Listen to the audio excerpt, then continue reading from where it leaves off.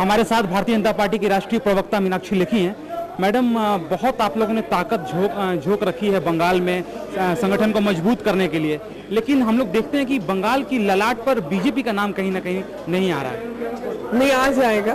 बहुत समय एक पक्ष रहा और हमने और लोगों की मदद की। अब समय है कि वो बदलाव जो बंगाल की जनता चाहती है वो आए और हम उसमें बिल्कुल पूरी तरीके से लगे हुए हैं। वो देखते हैं कि हर महीने एक केंद्रीय नेता आते हैं। आपने भी 2-3 महीने पहले दौरा किया था, उससे पहले कई केंद्रीय नेता आते हैं, लेकिन वो एक चेंजेस जो नजर आना चाहिए वो नजर नहीं आ रहा है। 7 महीने बाद लोकसभा का चुनाव है और बंगाल में केवल आपका एक सांसद है, वो भी किसी के साथ गठजोड़ में, किसी के समर्थन में। तो क्या कहेंगे इस मामले में? देखिए, बदलाव नहीं आ रहा ये आप कह रहे हैं, मुझे बदलाव दिखाई दे रहा है और जो जनता है बंगाल की वो बहुत बड़ा बदलाव चाहती है, क्योंकि वो चाहती है कि उनको जो जिस तरीके से रोजगार का विषय हो, जिस तरीके से चाहे स्वास्थ्य का विषय हो, चाहे शिक्षा का विषय हो, उन सब पे उनको काम चाहिए।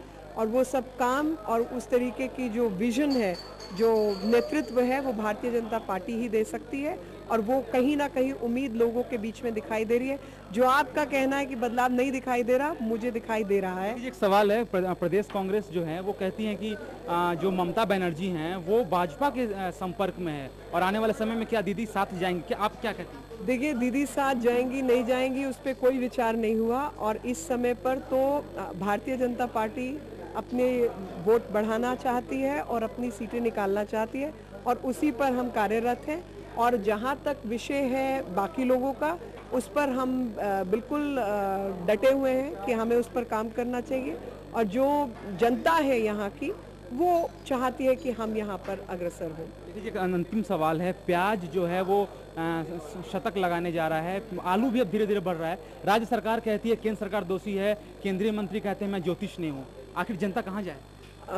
देखिए, इसमें क्योंकि ये बाहर से भी इंपोर्ट होता है और बाकी चीज़ें जो खपत है वो ज़्यादा है पैदावार से, तो इसमें कई तरीके के काम हैं और केंद्र सरकार तो इस विषय पर सीधे तौर पर जुड़ी हुई है, क्योंकि एग्रीकल्चर डिपार्टमेंट उनके पास है, एसेंशियल कमोडिटीज़ उन्हीं के पास है और बावजूद उसके जो है वो काम नहीं हो रहा।